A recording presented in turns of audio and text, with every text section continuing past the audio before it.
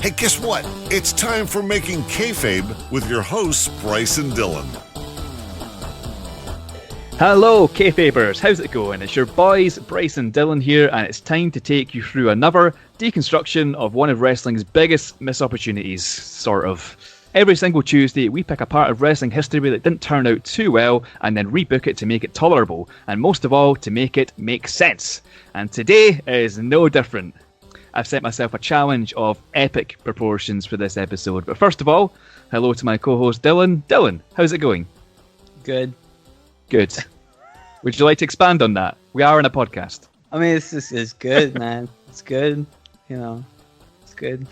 This is a kind of cutting-edge insight you're going to be getting through this podcast, folks. Like people love the banter between you and me. You know, it's flowing so freely. Yeah, this is a perfect example of it. You know, this is the kind of thing you highlight on Twitter. Like, check out us. You know, this is how good we are. This is me saying good for 20 minutes. You know. How are you? That's more important. You know what? I've never been asked that, and I wasn't prepared for that question. But I am also good. I'm very good. See, it's just a really good way to answer that question. Yeah. Yeah. I used to work with a guy who you asked him like, how's it going, and he'd tell you the truth, and he's like, oh, this happened last night, and it was, oh my god, like it was the worst thing ever, and then this morning this happened, and it's like, dude, I'm just trying to be nice, you know. Yeah, you're like, just say good. Yeah, just say good, and on reflection, your answer of good was appropriate, so yeah, thank you for that. No worries.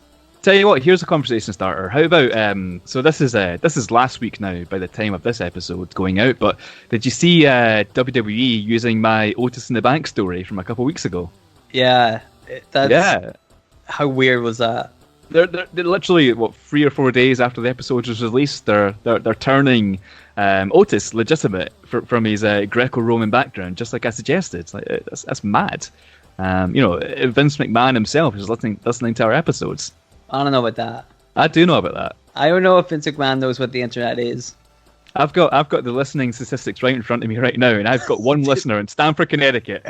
Who could it be, Dylan? Who could it be? Like, everybody else is just like, you know, you've got 17 listeners from Brazil, but like only one has like specifically a name to it, and it's like, oh, by the way, Vince McMahon.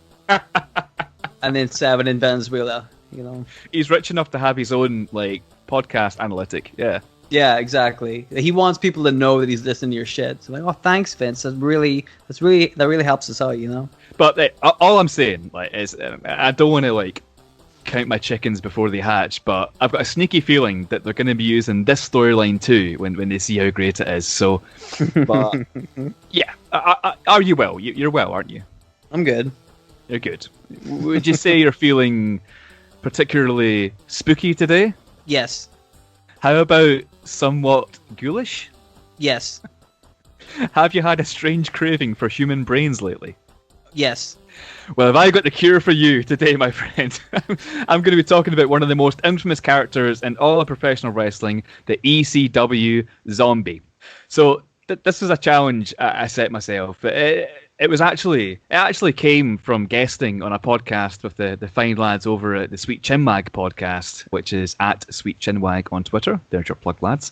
And they were doing an episode on WWE ECW. So Dylan and I, we guested on their episode a month or so back now, and to bring some Making Kayfabe kind of flavour to the podcast, I brought a couple of mini kind of kayfabe creations along with me, one of which was the Zombie. And I told a little kind of 5-minute story about how to make the Zombie a superstar, and it was well received. And until recently, that was the end of it. But then, in my mind, my story involving the ECW Zombie just started to kind of grow arms and legs, and it started to consume me. And like eventually, I just came to the decision that I had to do more. I had to make a featured episode of Making Kayfabe featuring the ECW Zombie, and here we are. So, and by the way, I am like some people might be rolling their eyes at the subject of this podcast, but I am very proud of this story that I've come up for the Zombie, and I can't wait to tell it. But Dylan, before I begin, I wanted to dedicate kind of 5 or 10 minutes of the show to finding out what are your favorite memories of the ECW Zombie. I got so many, man. I remember... You've got 10 minutes to fill. Like, just Go ahead. Like I won't Okay. interrupt you or anything. Just tell me all your favorite memories of ECW Zombie, and I'll be here. Okay, first of all, I think you will interrupt me, but I'm going to anyway. I won't interrupt anyone. Hold on a minute. Wait. Okay. I'm going to use these 10 minutes wisely to tell you that I really liked the match between the ECW Zombie and Steve Austin in WrestleMania. Oh, yeah. 17, right? No. The one where like going into the match, you know, Austin was the heel and the Zombie was like the baby face, but then during the match, like, you know, the tide kind of tipped. It really, like, that match really made Steve Austin. People don't give the Zombie enough credit for that, you know, but that match really made Steve Austin in the eyes of the people. You're talking when the Zombie got Steve Austin in the sharpshooter, and Steve Austin's got like all the blood over his face, and the Zombie's like, you know, cranking on that sharpshooter, and yeah, that was the Zombie, right? That was powerful. Do you remember that? But like everybody remembers Steve Austin, but they don't remember that it was the ECW Zombie that really made that moment. You know what I mean? Yeah, exactly. Like, and that's why we're covering him today, because he is such a superstar and he is such a, you know, an unappreciated part of the business. Like, I mean, yeah, he had that one appearance in ECW. He had that, you know, main event feud with Steve Austin at WrestleMania. So, you know, it's about time he had his own Making Kayfabe episode, I think. So, do you remember the time he body slammed Andre the Giant at WrestleMania? Do you remember that? Yes. That was super cool. How cool was that, right? You'd never seen it before. Although it had happened before, but not on like such a wide stage, you know. I do remember that in front of like 93,000 people or something, right? It was like, crazy. And everyone thinks it was Hulk Hogan, but it wasn't.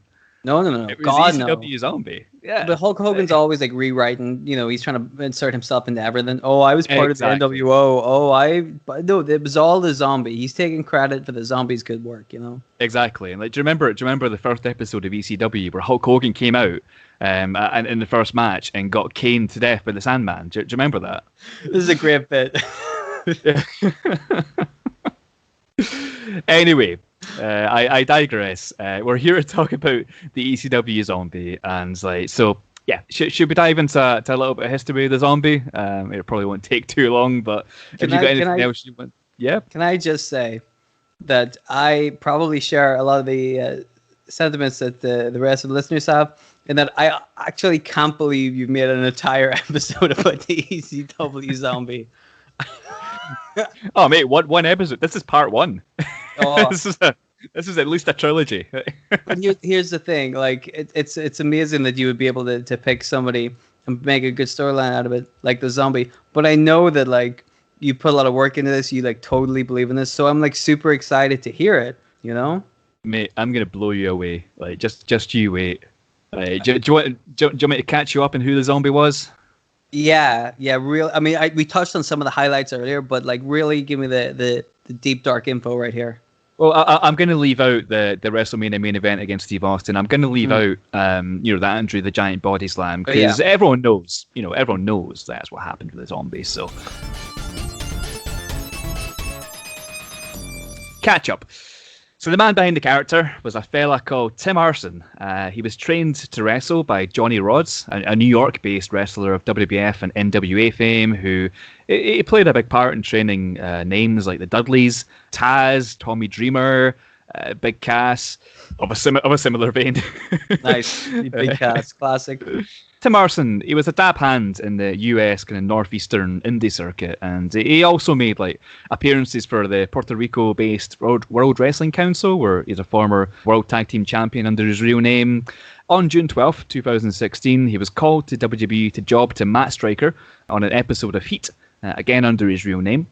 The next night, June 13th, he made his WWE television debut under the name that we all know him as the Zombie.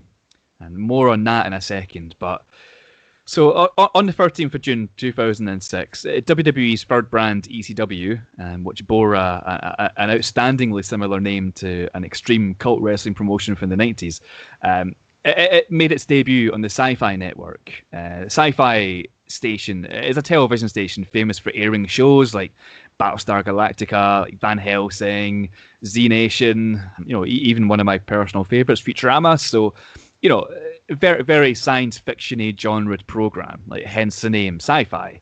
And rumor has it that the sci-fi executives insisted, I don't know if you know this, but they insisted that since WWE ECW it was on a science fiction network, they should basically be featuring some science fiction-esque characters. So the plan was originally to debut an alien, but sci-fi soured, yeah, legit. But sci-fi soured. They soured on that idea quite quickly because aliens were, you know, like their bread and butter, like paranormal shit. So the decision to debut the ECW Zombie was made. As an aside as well, do you remember the alien appearing in WWE? Well, Ultimate Warrior, he was from like another planet or something, wasn't he? It wasn't the Ultimate Warrior. I know why you might think that because, or Sean Stasiak, he was from Planet Stasiak, remember? He was Planet Stasiak. Planet Stasiak was on Earth, wasn't it? Oh, was he Planet Stasiak? Chris Statlander, she's from our planet, right? Yeah, but she was not in the WWE. Oh, of course.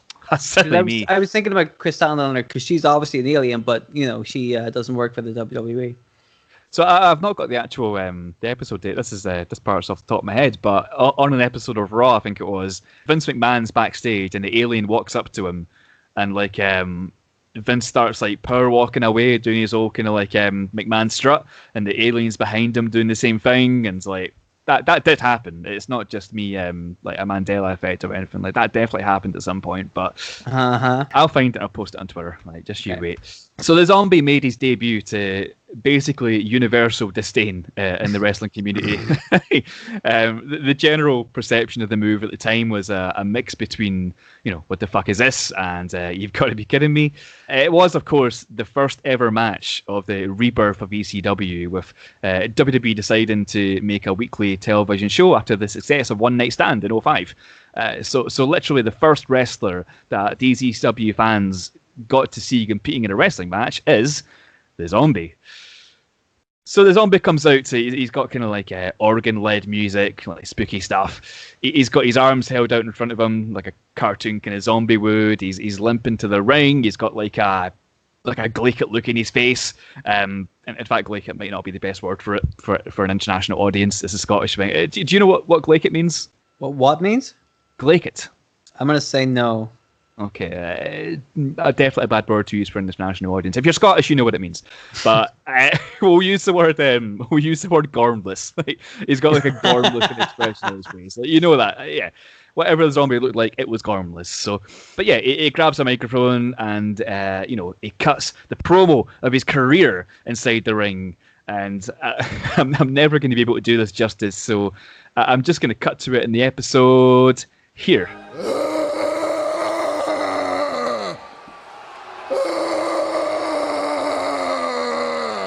Riveting right there. What the hell is this guy about? This is laughable.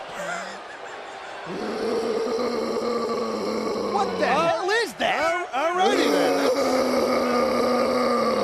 then. This inspirational, Dusty Rhodes, Ric Flair-esque. Let me tell you, they don't make promos like that anymore. Really don't. So the crowd, they're in like a stunned silence. If of course you call a stunned silence like venomous booing. Before the Sandman, our favourite, the Sandman, check out season 2, episode 6, I believe, for more on him. He comes out not to enter Sandman, but to generic rock entrance music 7 from SmackDown vs. Raw. He comes down in the ring and like I'll leave the catch up of the match to Brian Alvarez in the July 19th, 2006 Figure 4 Weekly. Brian Alvarez says, so of course this was Sandman's cue to come out, cane the holy living fuck out of the zombie, including super stiff cane shots to the face, and finish with a white Russian leg sweep for the pin. And yeah, that was the match. Basically Sandman, he comes out and fucks the ECW zombie up. I'm talking like the most brutal Singapore cane shots. Like, he didn't give a fuck. He was there to kill the zombie. And to this day, like, in my research, I found out that, believe it or not, there are people online who legitimately believe that the Sandman coming out was a shoot. Like, they think he saw the ECW zombie come out in their first episode and thought, like, fuck this. And he came down to the ring and just, like, caned the fuck out of him. Like, yeah, which might not be far from the truth, right? Yeah, like, nobody stopped them. They're like, yep, of course. And they played his entrance music as well. Yeah. and they had the camera right on him. Like, between 2007 and 2014, Tim Arson would wrestle frequently on the independent circuit as a zombie, making appearances for promotions such as Victory Pro Wrestling in New York, as well as National Wrestling Superstars and East Coast Pro Wrestling, both in New Jersey. Like, I watched a few of his matches just for research purposes, and like you never believe it by watching his sole appearance on WWE CW, but the guy could go, man. Like, he wasn't a bad wrestler. He had a cool moveset, and like he has enough like charisma to get the crowd going. Like, and but surprisingly, the ECW Zombie was never seen again in WWE, and to me, like, that was so incredibly short-sighted. And I, Bryce of the Making Kayfabe podcast, believe that if WWE tried hard enough, mark my words, they could have made a star out of the ECW Zombie. Now, Dylan, do you have any comments before I go into this rebooking? But Bryce, what could they possibly do to make him a viable superstar? I'm glad you asked, Dylan.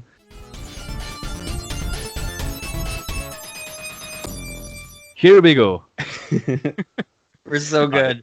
All right, strap yourself the fuck in. Like, you may not believe me, but I am gonna make a star with the zombie. So here we fucking go. So Okay. this is how you do it. So the very first thing we're gonna do is have the exact same thing happen. So like a lot of our stories here, and not the exact same thing as it only appears once, but the exact same thing as in he gets the fuck kicked out of him by Sandman. A lot of our kind of stories here at Making Kayfabe, they try to cling to reality as much as possible, and this is no different. So the zombie, he's still going to come out in the first ever match on WWE's version of ECW. He's still going to drop that pipe bomb promo to the crowd, and Sandman's still going to come out to shitty entrance music and cave his fucking head in. So like that's how you kick off the ECW Zombies' compelling storyline towards the heavyweight title. So WWE were onto a winner here, and they didn't even know it, basically. I mean, like, as an aside, like, what a great position in the card. Like, you have him kicking off in-ring action on your first ever show. You clearly got huge things in this guy's future, right? Right, and against a guy like the Sandman, legendary ECW performer, Yeah, exactly. But it was a total shoot that he came out, right? But, of course. Yeah.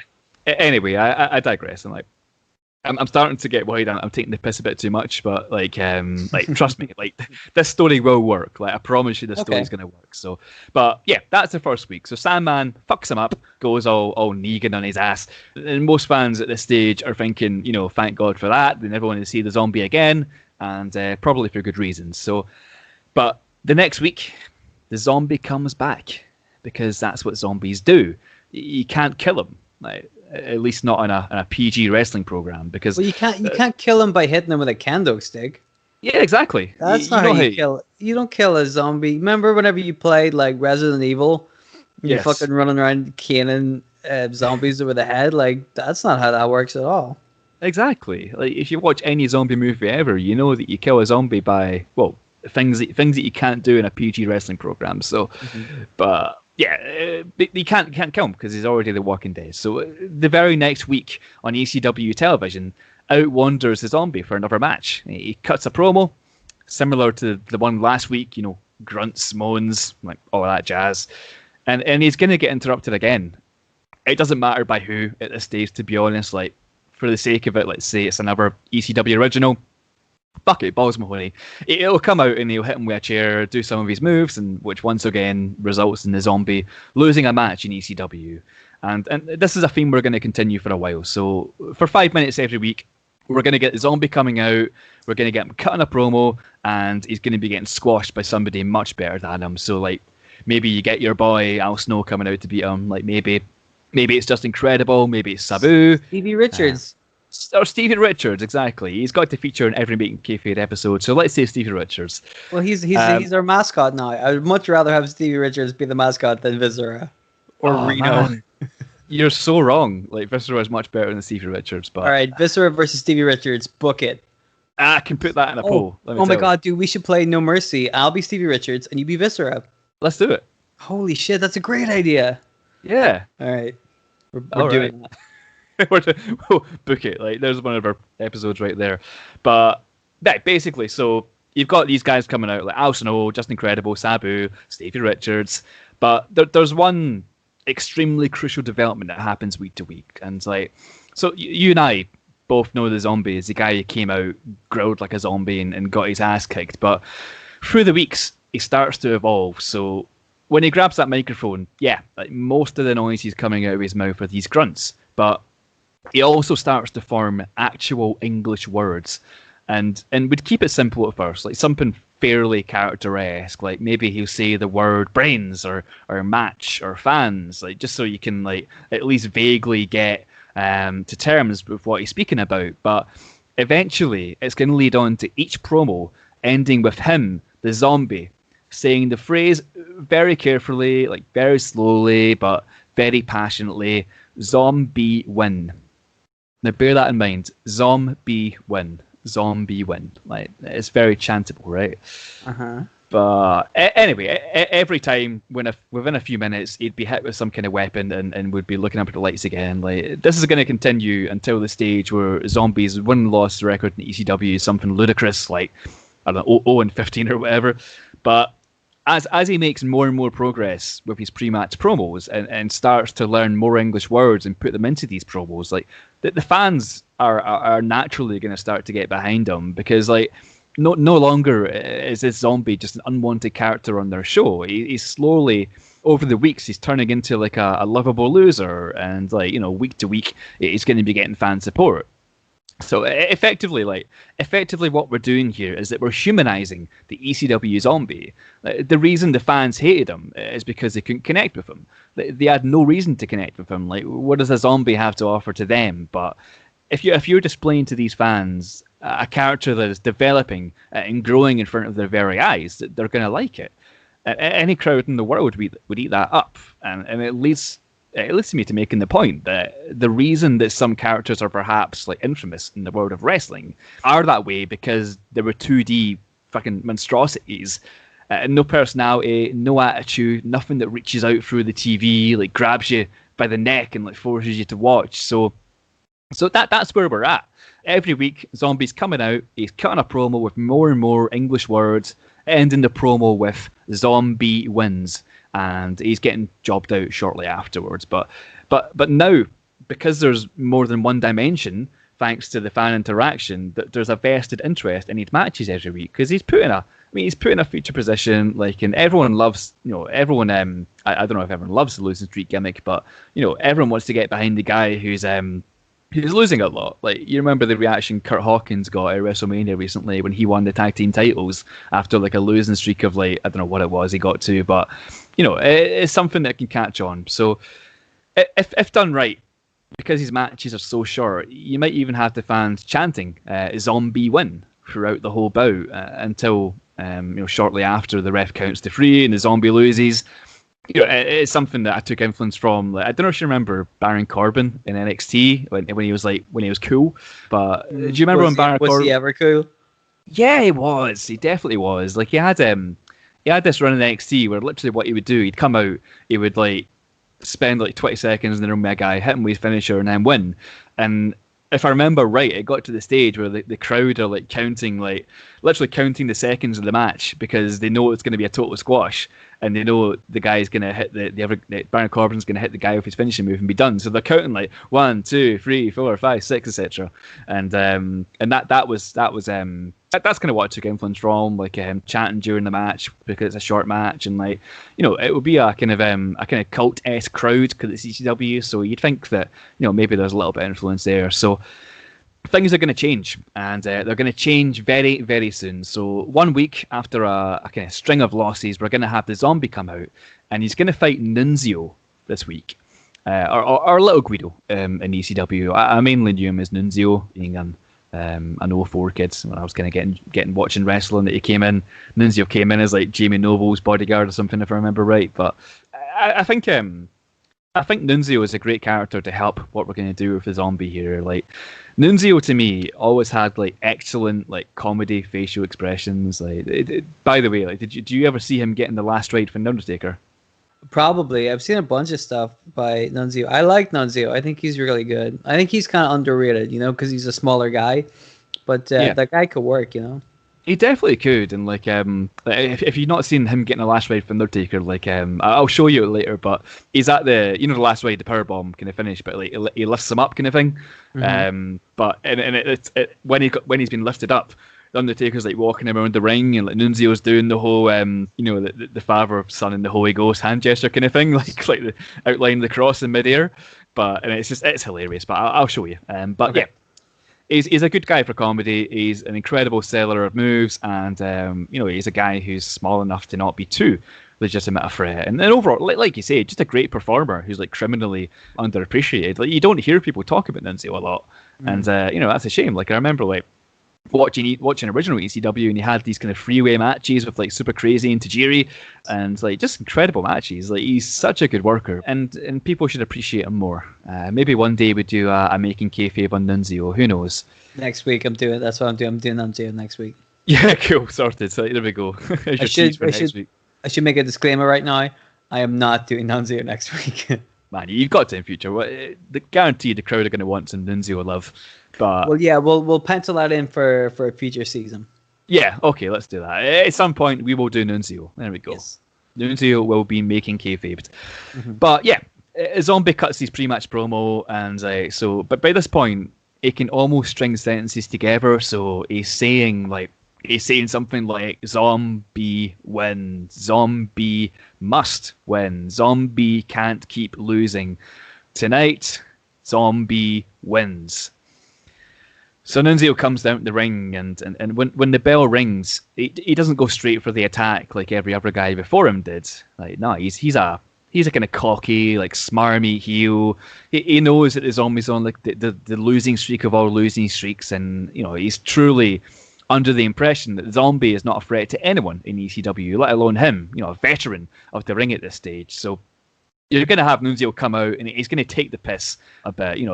Maybe Nunzio is like, he's holding his arms out like a zombie would, like walking around the ring in big stupid steps, like rolling his eyes into his skull, like basically mocking the Zombie, who at this stage, the fans are loving. The fans are seeing as a legit babyface. So like all the while, you've got these fans, and they're chanting during the match. They're chanting "Zombie win, Zombie win, Zombie win." And the Zombie is just glaring at this guy. Like you can see in his face that he hates that he's being mocked. Like I'm talking real emotion. And you know what? He's had enough. He's had enough of losing. He's had enough of being mocked, and he's not going to let a little punk like Nunzio take the piss out of him in this moment. It's just kind of too much to bear for him. So he grabs that little fucker by the neck, he pulls him into a suplex-style kind of hold, and slams him down onto the mat with his finishing move, which we are going to call the Brains Buster. Because the Zombie. Is it like a powerbomb? Fuck off. Fuck off. The Zombie has his first ever win in ECW, and the crowd are they're going fucking insane. Like he's no longer 0-15. He's 1-15, and he celebrates in the ring. Like maybe to add comedy, you just don't have Nunzio move like at all. Like while he's celebrating, like the guy's completely knocked out, and that's where you leave things that week. But next week, we're going to develop this match into a mini kind of feud. So, like Nunzio, like Little Guido, whatever you want to call him, he did have a quite a famous wrestling faction. Like, do you remember what they were called? It was Full-Blooded Italians. That's right, FBI, the Full-Blooded Italians. Well, Tracy Smothers was in it. He was. No, yeah, you're big Tracy Snubbers. Recently, unfortunately, left this world. But it's a shame. He's a proper legend. But the FBI were in WWE's version of ECW too. Not in as many members as the original ECW, I think. But they had Tony Mamaluke. They had like Big Vito. They had Trinity. They might have Johnny the Bull in the FBI. I can't remember. Big Vito definitely was, but they had who was the big guy? Big Guido. They had Big Guido as well. Did you say Big Reno? Yes, Big Reno. Yeah, there he is. But Big Guido, the guy who would carry him to the ring on his shoulders, kind of post match. I'm sure he was there at one point. I can't remember Tracy Smothers being there, but in that incarnation of the FBI, but. Yeah, I think he was just in the original ECW. It was definitely in ECW, the original ECW. But anyway, like the FBI, like these guys, they've got a bone to pick with the Zombie. Next week, Zombie has another one-on-one match with some guy in the roster, and he has the fans, completely behind him now because he's won a match. So the bell rings. Zombie goes in the attack, but seconds later, the FBI, they're interfering in the match and they're kicking the fuck out of the Zombie. Like they're making it a proper beatdown, and for a while, like the Zombie's fighting back. Every time they slam the Zombie onto the mat, he gets up and comes back at them because that's what zombies do. And it gets to the stage where like the FBI are like massively frustrated. Like Nunzio's pissed. Like he gets his cronies to grab the Zombie by the arms, and he slaps him a few times, like humiliates him, kind of thing. And then he points to the entrance ramp, and like he's ordering the FBI to take the Zombie backstage. And that's exactly what they're going to do. They're going to drag him by the arms backstage, and that's the last we see of them this week.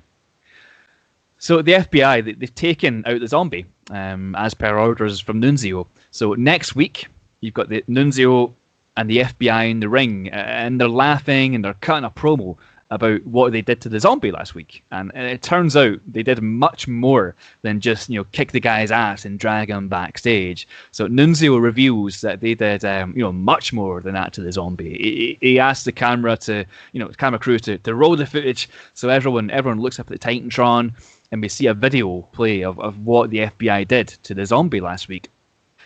And the video shows the FBI, so they're driving the Zombie out to a kind of a woodlandish kind of area in the dead of night, so it's pitch black. They pull the Zombie out of the car, and like, what do you know? There's a pre-prepared grave dug 6 feet deep in the ground, and by this time they've restrained the Zombie by tying ropes around him. And you know what they're gonna do? They're gonna fucking push Zombie into this grave, and they're gonna start burying him alive, using shovels to fill the grave with dirt. So the FBI, effectively, they have killed the ECW Zombie. So they've buried him alive in some like random woodland area. But can I just interject for 1 second? Yes, you can. Whenever you said that the FBI had kidnapped the Zombie, and then they were going to tell everybody what they'd done to the Zombie, yes.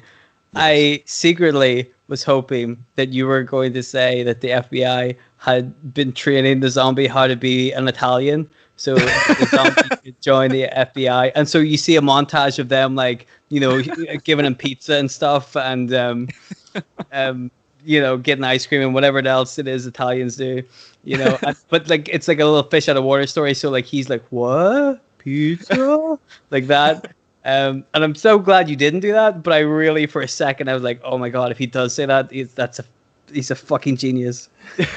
Oh man, I wish I did now. But that wouldn't have been serious, though. And you're doing like a serious gimmick, so like that's the kind of bullshit I would have come up with. I mean, that's a kayfabe tombola right there, right? Yeah, full-blooded Italian Zombie. So that's not what happens. So yeah, they've buried the Zombie alive. So it cuts back to them in the ring, and they're kind of like they're laughing and high fiving like the bastard heel stable would do.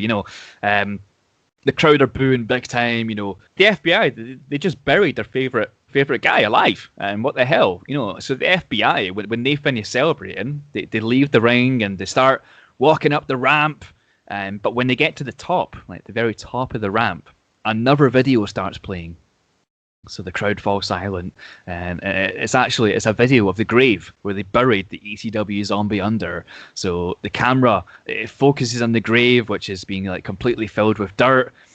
And then we hear like we're getting a bit gimmicky here, but we hear like a crack of thunder and lightning in the background. And then all of a sudden, a hand rises up from the dirt, like, proper old school zombie movie style. And the hand, it balls itself into a fist. And soon with a bit of fancy camera work, we're going to see the Zombie emerge from the grave that the FBI buried him in. And he is fucking pissed.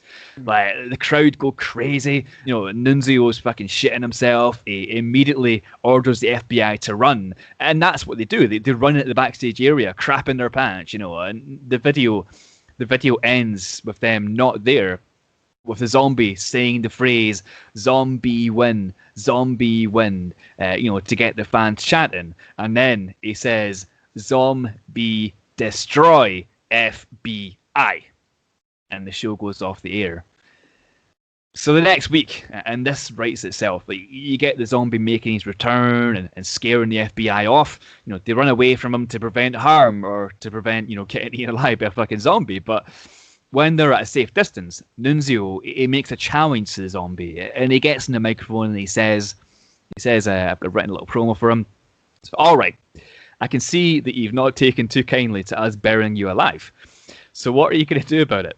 I tell you what, next pay-per-view, we challenge you to a 4-on-4 match. So myself, Vito, Mamaluke, and Big Guido against you, and you can't find any partners. It will be only you, because it ain't like a zombie's going to find friends, right? We'll see you on Sunday. So the match is set. It's the zombie and three friends versus the FBI at the night of the pay-per-view, but who does the zombie recruit as his partners? Like, the FBI are right. The zombie has no allies in the ECW. After all, he's a fucking zombie. People are terrified of him, right? That's what you think. At this point, some of the ECW originals are starting to respect the zombie to the point where they're almost endorsing him as one of their own. So like, some of them are effectively like rallying behind the zombie, and there's a reason for it. Because the zombie, like, eventually, he incorporates, like, so many of the things that ECW were all about. Somebody who doesn't fit in with society, like somebody who's willing to go the extra mile to get a win, somebody who, takes punishment and still comes back fighting.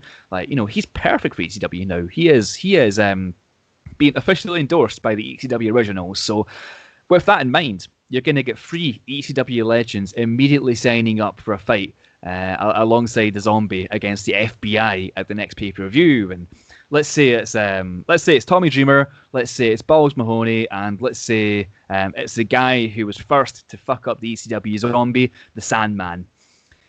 And that's the match. You've got a 4v4 match. It's Nunzio, Big Vito, Tony Mamaluke, and Big Guido going up against the zombie. His ECW original buddies, Tommy Dreamer, Balls Mahoney, and the Sandman. And obviously, like, you had the zombie win by hitting Nunzio with a brains buster, because he's a zombie. Bear bomb, yeah. All of a sudden, the zombie, he's like a competent wrestler in a squared circle. Like, thanks to this newfound confidence in himself and his connection with the fans who are constantly, they're still chanting, zombie win, zombie win. And there ends that feud. The zombie has overcome the FBI. So where do you go from here? By that point, the zombie is one of the most popular superstars in ECW. Like, who'd have thunk it? The next logical step is to send the guy to the top. He is given an ECW World Championship shot. Yeah, he's won 2 matches, 3 if you count the one by DQ, but he has the full backing of his ECW friends for this. There's not one person in the locker room with any influence who feels that he's skipping the queue at all. They all know that he's in his prime and he needs to fight for the title now. And they don't mind giving up their own title shot opportunities to do it. So I don't know when you'd make this happen. Honestly, I think ideally you'd have this as in the kind of like part 2 of the ECW Championship after the rebirth, after Bobby Lashley vacated it, because like, I don't think ideal opponents for the zombie would be like Big Show or Lashley or Vince McMahon. But after the title was vacated by Lashley, you have quite a few kind of great champions who could work with the zombie and make it work. There's champions like John Morrison, he won it. There's Chavo Guerrero, he won it. CM Punk, he won it. So let's just say it's one of those guys. So for funsies, like, let's say it's Chavo Guerrero versus the zombie for the ECW World title. So the zombie is the biggest babyface in all of ECW now. Like, he's going up against a heelish kind of Chavo Guerrero for the ECW Heavyweight Championship. And we're at the pay-per-view. It's about to happen. But before the zombie walks out to the match, he's pulled aside by none other than Paul Heyman. And this is the last bit of legitimization you need to connect the zombie with the ECW fans. So Paul Heyman, he says to the zombie, he says, I didn't want to hire you. I didn't like that you were here. The network executives They made me bring you in. When you came here, you did not represent ECW. You represented everything the ECW despised. I want you and everyone at home to know that I am not responsible in any way for what you've done here. But you know what? You've made a fan out of them, and now you've made a fan out of me. I believe in you, and if I was to jump in a time machine and fly back to the early days of ECW, you bet your ass the Zombie would be on my roster. I want you to go out there and I want you to destroy Chavo Guerrero and make that heavyweight championship yours. You've earned this moment, Zombie. Now go and take it. So the Zombie goes out there. He's got the Zombie win chance, filling the building, and yeah, he fucking beats Chavo Guerrero and captures the ECW Heavyweight Championship. You know, he's won the big one, and he's come over so many roadblocks to get there. And the crowd, they're going apeshit for the Zombie. They didn't believe he'd actually do it. Maybe you get some of the ECW originals come out and they put him on their shoulder to celebrate as the show goes off the air. And in conclusion to my story, the infamous, once despised and ridiculed ECW Zombie is now your ECW Heavyweight Champion. Okay. And that's it. All right. That was the longest kayfabe tumble ever. You did there's a lot going on in that story, which I liked. I like the original kind of build up, like it's a classic babyface thing, like you said, the kind of like losing streak that ends up like winning over the crowd. You know what I mean? That kind of thing. It's time tested. It works, and it makes sense, especially for an entity like the Zombie that people just didn't dig at the time. But you give them a little bit more time, a little bit more exposure, like that. You kind of drip feed it. Don't force it, but you give it to them like a little bit week by week. People start to dig it. They were like, oh, they, like you said, they start to feel empathy for the guy. Also, I do like how you use the FBI. That's like you said, a group that maybe don't get enough respect. I like the Paul Heyman touch. That little bit at the end, I'm like, that's a nice touch. It's a very good. I like that. My kind of point of doing this was like, so I've done the whole thing with Sweet Chinwag, but like my thinking here is that like if you give them a good story, you can make anyone a star.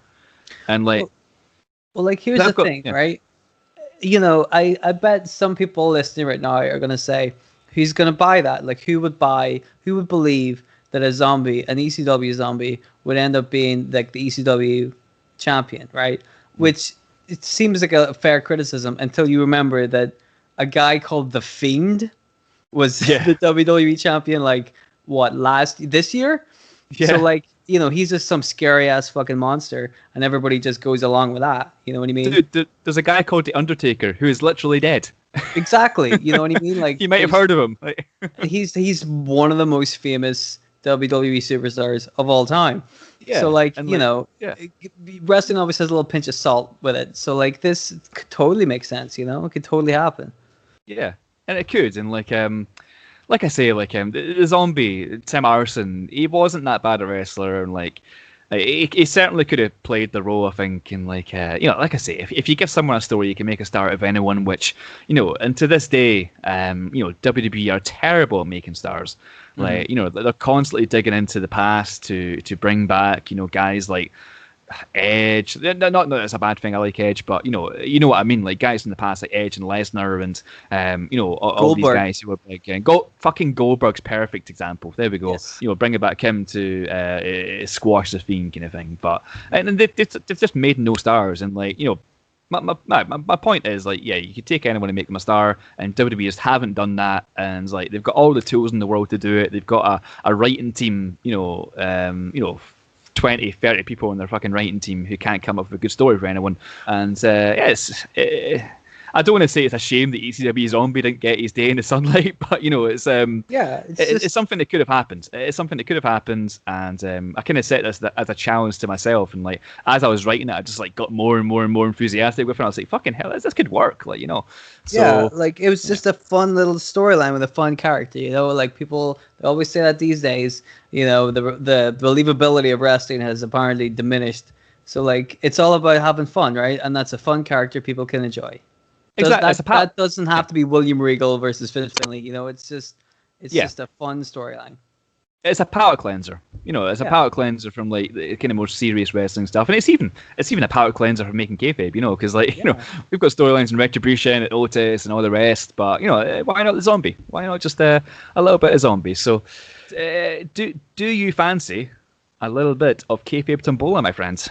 Well, if you say so. I do say so. Well, then yes. And this is so this is quite a special Kayfabe Tombola because it's our first ever entirely fan submitted Kayfabe Tombola. Oh shit. Oh yeah, you better say shit. No, it was really good actually. But one of our listeners, Jay, he emailed us recently with wrestlers and subjects for the game, and those are exactly what we're going to use today. Like, isn't that cool? Well, tell other people how they can do the same thing. Well, we will, yeah. You can, if you do want to, if you want to give us suggestions for Kayfabe Tombola, you can email us at makingkayfabe@gmail.com, or you can, tweet us making Kayfabe on Twitter, or send us a DM or whatever. But yeah, if this is your first time listening, in this game, I have 4 wrestlers and 4 situations in front of me, numbered 1 to 4 and lettered A to D. My best friend Dylan here, this Irish fella, he's gonna give me a number letter combination, and with the matching wrestler and situation, he's gonna have 60 seconds to come up with an excellent storyline which meets those parameters. And it's often a complete disaster, but we love it. So Dylan, in your own time, could you please give me your best number letter combination? Am I really your best friend? No, it's all for show.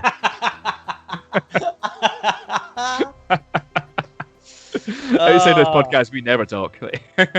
You're such a sweetheart. You know that? All right. Give me 2. Give me the old Shakespeare. Give me 2B. To be or not to be. Okay. One thing I wanted to mention actually, just I've got it in my notes here to shout out Andy McEwen on Twitter, who made some interesting fan art from Kayfabe Tombola on our Otis episode, featuring the Great Khali holding a massive train ticket and wearing the Tomlinson tank engine cap. So yeah, that was really cool. I dig that. I love that. The Great Khali so being cool, obsessed with trains. It's beautiful. It's great. It's our first ever fan art. And our last ever fan art. And maybe our last, yeah, but yeah. Well, but thank you very much to the guy who made it, though. That was awesome. Yes, it's Andy, and he's actually he's a filmmaker as well. You can check out his short film, The Greyness of Autumn, on Facebook. On YouTube. Sorry, it is really good. It's a real kind of gut punching dark comedy. It's based in Scotland with a Glaswegian stuffed ostrich. Go check it out. It is brilliant. It's a really cool story. But anyway, let's see who you got, or who you didn't get first to increase the drama. So you gave me 2B, right? Mm-hmm. All right. So you could have had Stardust. Okay. You didn't get him. Nope. You could have had Orlando Jordan. Why have we never thought of Orlando Jordan for this? Who has ever thought of Orlando Jordan, to be fair? He would be... I've never... sometimes you struggle to come up with wrestlers for this. I've never... Oh, man. Well, that shows you just exactly what people think of Orlando Jordan, right? Yeah, exactly. He is he is the most random wrestler, I think. Like, if you think of a random wrestler, one of them is Orlando Jordan. So, so you didn't get Orlando Jordan. Okay. You could have had Big Vito. Believe it or not, he was also featured in this episode, but you didn't get him either. Okay. Who you did get? You ready for this? No. You did get Adam Rose. Oh, okay. Yeah. You remember Adam Rose? I loved Adam Rose. I thought he was great. Yeah, he had the party people. I forgot what did you call them? They had a name for them or something, but Rosebuds. The Rosebuds. That's what it was. Not the party people. What? I'm gonna do Adam Rose next week. All right, perfect. I should just make a disclaimer. Definitely not do Adam Rose. I might though. That's a good one. I might do him at some point. He could have went far. It was really if you watch him in NXT, he was really good. Yeah. And just he kind of like so many people before him, he went to the main roster and he he just done nothing, unfortunately. So he had like a bunny or something. I'm gonna do something with him. Do you want to know what the situations are? You can do something with him right now because you have chosen Adam Rose, and your situations that you didn't get sorry. Game's So over. what you didn't get was is revealed to be the child of the Undertaker. You didn't get that. All right. What you also didn't get was joins Retribution and attempts to take the group over. You didn't get that. You didn't get goes on a 5-year winning streak but never actually wins by pinfall or submission. Oh, I love that one. You didn't get it. It is a good one, but you didn't get it. I've got to tell you, my friend, this is what you got. You got Adam Rose leads an invasion of AEW. Wait. So he's in the WWE and he's bringing a group to invade All Elite Wrestling the way DX did to WCW, something like that. Hey man, like I'm. This isn't Mac Bola. Like you can just- do whatever you want, my friend. I'm just getting it clear. So I mean, like he's in another company and he's invading All Elite Wrestling, yeah. Well, I mean, all I've got written down is leads an invasion of AEW. So, like, it could be that. It could be him just doing it himself. It could be, yeah. I don't want But to. the way it's free is like it's either that or he's in AEW and he's doing an invasion. You know, AEW invasion to another company. You know what I mean? Yeah. Yeah. Let's do it then. Wait. Okay, hang on. Let me. No. All right. I got this. All right. Adam Rose leads an invasion of AEW. Dylan, you've got 60 seconds on the clock. I'm going to count you down. 3, 2, 1, go. So AEW is All Elite Wrestling. It's a company owned by Cody Rhodes and Tony Khan and all the other friends. And Adam Rose wants to be part of All Elite Wrestling, but they won't let him in. So he's like, fuck, I'll just make an invasion. But I don't have a company of my own. I know, I'll make one. So Adam Rose makes the Rosebud Wrestling Federation, the RWF. And he gets all his Rosebud friends and the bunny and a dog and, you know, a guy who shoots fire out his mouth. And other people, the zombie, it's a zombie, and the Greek Khali, and he's like, right, this is it. We're going to go and attack All Elite Wrestling. So one day, they show all their shows on the internet because they couldn't get a network for the Rosebud Wrestling Federation, obviously. So they do it all on Twitch. And then one day they live stream themselves, like attacking All Elite Wrestling headquarters. They're like, we're doing an invasion, give us a job. But like, why would they give Adam Rose a job, or the Greek Khali, or the fire guy? And then Tony Khan comes out and sees them. And he's like, you know what? I like your chutzpah, guys. The contracts for everybody. You get a contract. You get a contract. Everybody gets a contract except the fire guy. He was kind of weird.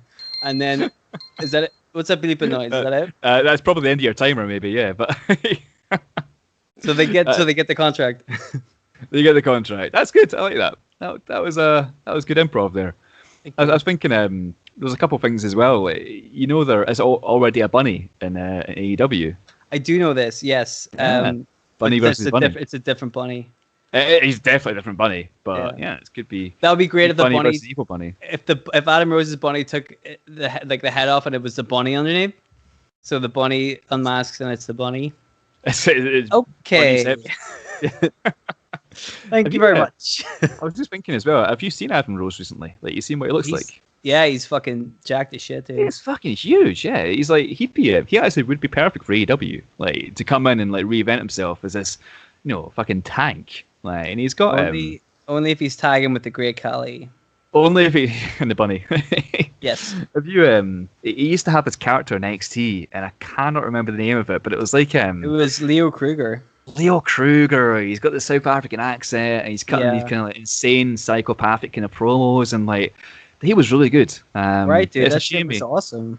Yeah, good choice, Jay. Like, yeah, Adam Rose is a great choice. That's the episode. Hope you enjoyed it. The Zombie's maybe a slightly out there kind of character, but you know, I had a bloody blast writing him and recording that. So we've got 3 more episodes until we wrap up season 2, which will finish officially on the 15th of December. But fear not, we've got some pretty cool bonus content planned to entertain you over the kind of Christmas, New Year kind of period, with season 3 making a comeback in mid-January. But we'll give you more details on that soon, because like I said, you know, there's still 3 stellar episodes to come in season 2, including Dylan's takes on Adam Rose and Nunzio, which are definitely coming. Mm-hmm. You can tweet us at Making Kayfabe on Twitter. You can email us at makingkayfabe@gmail.com. Tell us what you think. Is this the best zombie rebooking ever? In fact, don't tell us that. We already know it is.